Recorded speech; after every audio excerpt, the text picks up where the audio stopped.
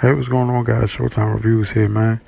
And this is my review of A Million Little Things, episode 2 of season 3. Um, Pretty straightforward episode. I uh, I enjoyed every plot line. I enjoyed each story. I weaved through seamlessly. It really didn't feel like everything dragged on too much. A lot of people that I've seen comment on it um, in the Facebook group that I'm in. They thought it was a boring episode to the end.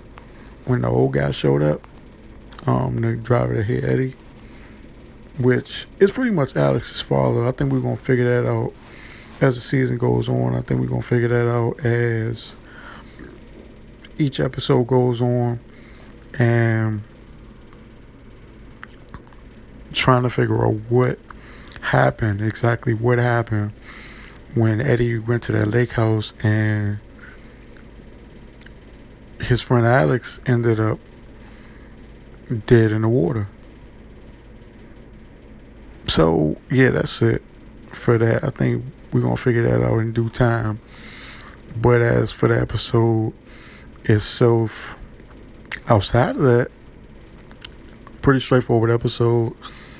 Um, Eddie had a bit of a rough time uh, adjusting to life in a wheelchair without his wife being at home 24/7. Because obviously Catherine in this episode she had to go back to work, and she left Eddie home alone. She took Theo with her. Excuse me. She took Theo with her to work, and left Eddie in the house by himself until Eddie, I guess, got Gary over there, or Gary went to go check up on him. I can't remember everything offhand. I'm sorry, but he got over there and he helped Eddie out,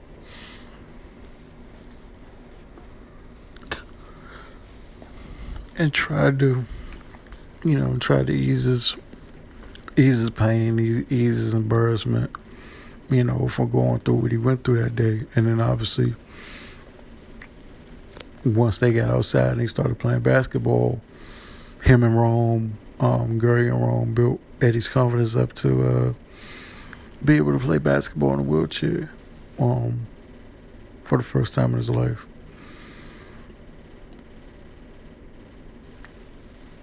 Gary really is, in my opinion, the MVP of this season because, we getting a bunch of great storylines out of each character, with maybe with the exception of Delilah and the kids, but they really, I don't know. Outside of maybe Delilah and Miles and their relationship dynamic, and Sophie obviously going to college, which we found out in this episode. It's not really much to talk about with her and the kids. There wasn't even no Danny in this episode, no Charlie, nothing. So yeah, pretty straightforward episode. Obviously, we got the Eddie situation. We got Gary and Darcy, and their relationship dynamic. And Maggie over there in Oxford with Jamie, and they talked about some things, and they kind of connected on a deeper level in terms of figuring out why Jamie doesn't talk to or trust therapists, like Maggie, and it all stems from situations in his childhood, and you know patient doctor confidentiality, things that were broken, and stuff like that he just felt ashamed and embarrassed about.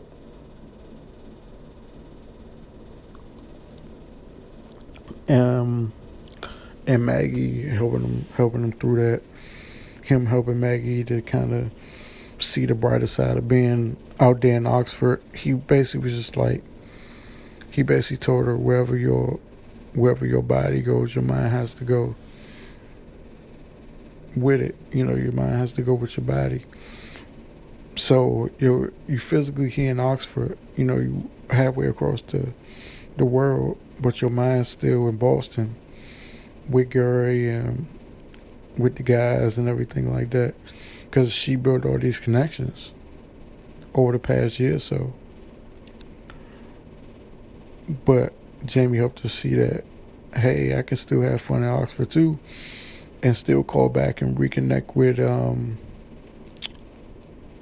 Gary, and Rome and Gina and Delilah and everybody. Obviously she calls Gary and FaceTime Gary whenever she can. Just as a friend. But I like, here's my thing with that. Maybe her and Jamie become a thing. Maybe, kind of, sort of, like Gary and Darcy being a thing, and then Maggie moving on and kind of connecting with Jamie to a degree. But I don't know. Maybe, to me, it kind of seems forced. Like, I would rather Gary be with Maggie to a degree. I mean, I like Darcy. I feel like she can be a stable force in his life, something that he really hasn't had throughout the series up until he met her, in terms of, what she about and everything like that. But I don't know.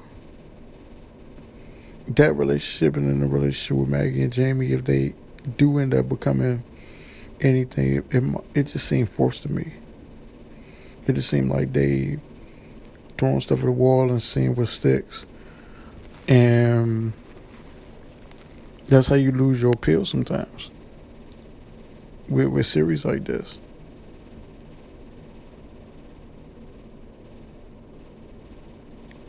I think eventually her and Gary might get back together. Maybe not soon, but eventually. Because I think she built so many connections with the people within Gary's circle, obviously his friends and everything like that. And she keeps, calling back to check on everybody. It's like, she really didn't have to leave at that point. Like, she already, calling and keeping tabs on it. I mean, I get why she did it. It's a job opportunity of a lifetime, but she really didn't have to leave. All she was going to do was check up on her friends in Boston and really not have any time to herself in Oxford. That's what Jamie was trying to get her to see earlier in the episode. So I think, I think eventually everything Gary and Maggie is going to work out. Shame for Darcy, because like I said, I like her character and I like what she represents for Gary in terms of like the stability to what she brings. Like, she seems like an adult. So does Maggie, but she still has questions that she might need to answer in order to fully commit to Gary and fully commit to what they had before and really understand that this is what I want.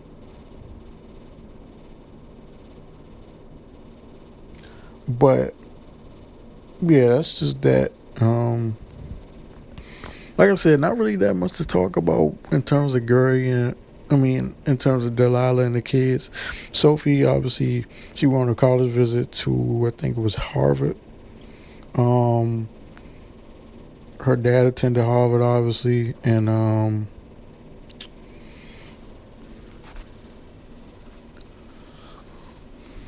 she was talking to a friend of hers while they were doing the college visit, and she was talking about, her friend was talking about a memory that she had when they were kids about her father and her father John. And she basically was like, "Nah, I don't remember that." And she said something that was really kind of sad. Honestly, it was real sad actually. She said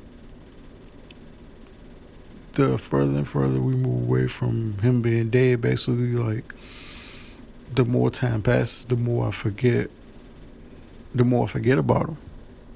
Not in memory, not physically, like in terms of like forgetting him as a father and a person and a husband and everything like that, but forgetting like certain memories and certain things that she held dear to her heart and held so close in her memory bank. Obviously, if you go back to I think season 1 or season 2, she had a lot of flashbacks with John and at softball games and family dinners and the Christmas episode where he dressed up as Santa Claus. I think they had a flashback like that in this episode, I think too. But yeah, it was kind of like that. It was sad, man. Like I said, no Danny in this episode, no Charlie in this episode. Delilah was in the episode. She had a date with Miles, or was supposed to have a date with Miles, and she's still dealing with her father and her father's memory loss, or his Alzheimer's. Still dealing with that and everything. So pretty meek stuff if you really want to. Pretty, tame storyline in terms of Delilah and the kids and everything. Like she's really taking the back seat in terms of the importance in the series, in terms of her character development and what it is that she's doing on a weekly basis in terms of like what the writers have her doing on the show and in the show and for her character. Like it's almost, it's kind of almost like Sophie and Danny and Charlie like are orphans to a degree. It's like your mom she really don't show up that much. Episode 1 she was in there, but you barely notice really. Unless you're a true fan like I am, you really don't notice anything about Delilah anymore. Like after the John arc and everything, and she was trying to figure out why he why he did what he did. And then in season 2, which was to me the recovery season, that was the season when everybody was kind of reeling off of the aftermath of everything, and they were trying to get everything back on track to be happy. So we got we got all the storylines that ended up continuing onto this season. Maggie and Gary, they're back and forth, and then obviously he meets Darcy or whatever, and they spark something. Eddie and Catherine, finally getting to a point where they're going to be happy, and then obviously we figured out what happened at the end of season 2. Rome and Gina, and the baby adoption thing, which I'm gonna get into that in a minute because, like, I think that's gonna cause their marriage to suffer a little bit. Maybe they won't, break it off or, do nothing crazy, but it seemed like it's really putting a strain on them to reconcile their feelings and try to figure out what exactly it is that's aggravating them and taking them off to with this whole adoption thing. I mean, they talked about it, and I see both of their points in terms of Rome, him wanting to adopt another baby, and they had a chance to do it. They literally had a chance to do it right in their hands, and Jenna was like, "No, I'm not ready." And him still kind of pursuing it because he feels like, I'm sad just as much as you are, but we had a chance to love another baby the same way we would have loved the one that Eve gave birth to, and you denied me that. You denied me that opportunity. And for Gina, it's quite simple. She's not over the loss of the baby.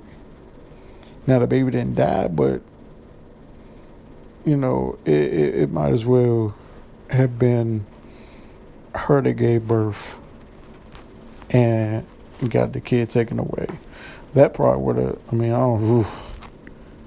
that probably would have, would have done the number on her. But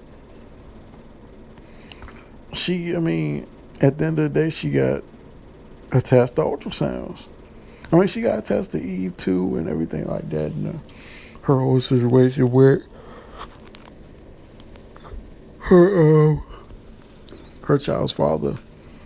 But at the end of the day, man, it's kind of strange, man. It's kind of crazy to me because I look at it and I'm like, man, I see both sides. I see Rome just wanting to move on and wanting to look at it from a perspective of, you told me no when I had a chance to fix everything, or in his mind fix everything.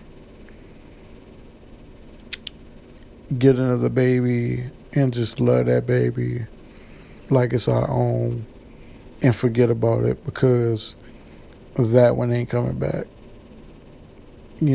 Not in those words. He didn't say it in those words, but you can tell that's how he was feeling.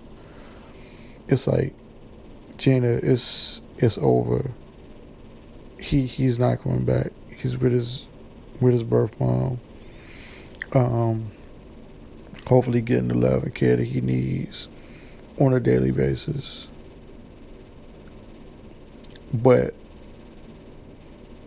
from Gina's perspective, I can also see how a person, especially a female, would be hurt by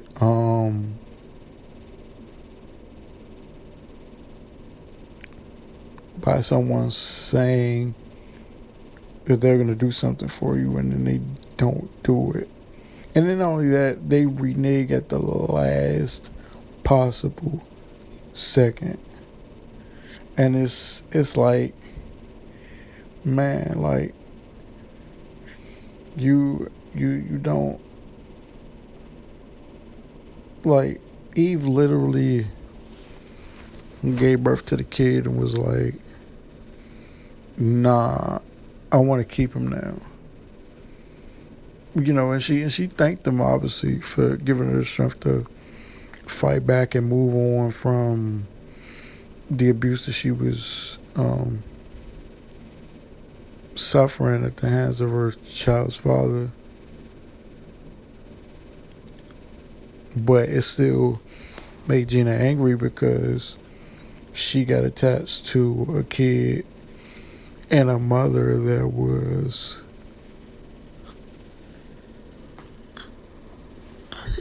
supposed to be a part of their lives forever.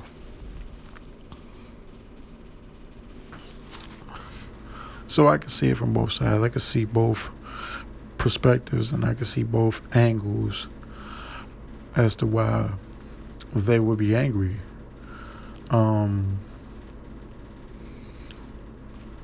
So this episode really wasn't that eventful, But it was a solid episode because we got a lot of emotion out of it. We got a lot of um, great performances out of it. We got a lot of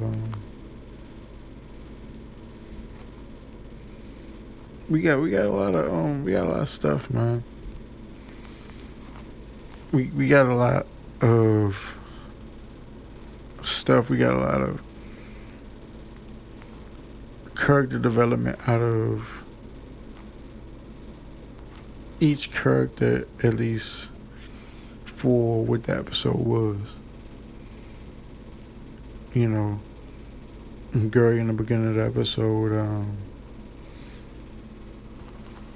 um, trying to figure out if it's okay to answer the phone for Maggie while Darcy was right there. Him obviously answering the phone, and then him and Maggie getting into a little dust up verbally because she kind of implied that him and Darcy might be moving a little too hasty. Whatever her motive was for saying that or how he took it, he took it that way. With Rome and Gina is obviously the emotions of the baby and them trying to reconcile that. And like I said, it might put a strain on their marriage a little bit. Not to say they're going to separate, not to say they're going to divorce, but it might put a strain on them because they really don't know how to. I don't know if they really know how to communicate their feelings in the way that they can both really sit down and talk just yet. Not yet. It'll probably take a little bit. It'll probably take a little bit of time. Even though they're husband and wife, they still human. They still individuals. So as individuals, they have to sit themselves down and be like, okay, what is my next move here? What am I going to say to this man? What am I going to say to this woman that best indicates that I understand their point of view and gives them the best opportunity to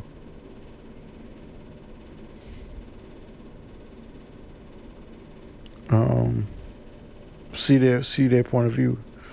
I kind of lost my train of thought. I'm sorry, but they got to come to an agreement with themselves first as to,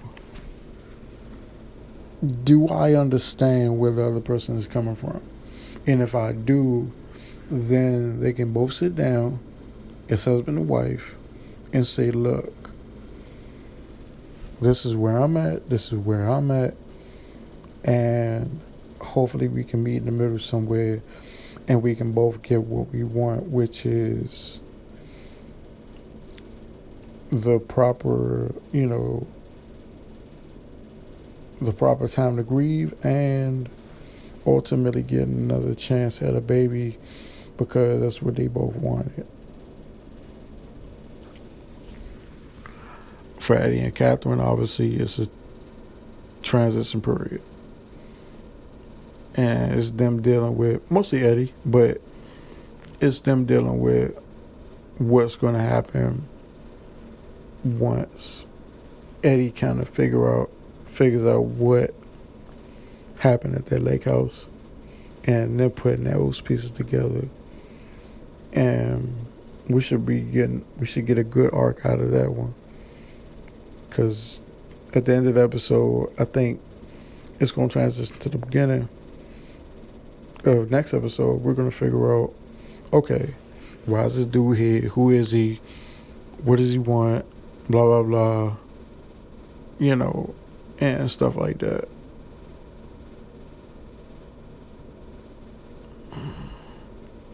Like, I mean, it's a lot to unpack in terms of where the story is going. But in terms of where the story is at right now, it was fine. It was a fine episode. It was a good episode. Solid episode. That's just my synopsis. That's just my view on it and everything. So if you guys watch the video and you like it, like and subscribe to the channel. Hit the notification bell so you can be notified when I upload, and everything like that. So until next time, Showtime Reviews. Thanks for watching. I'm out.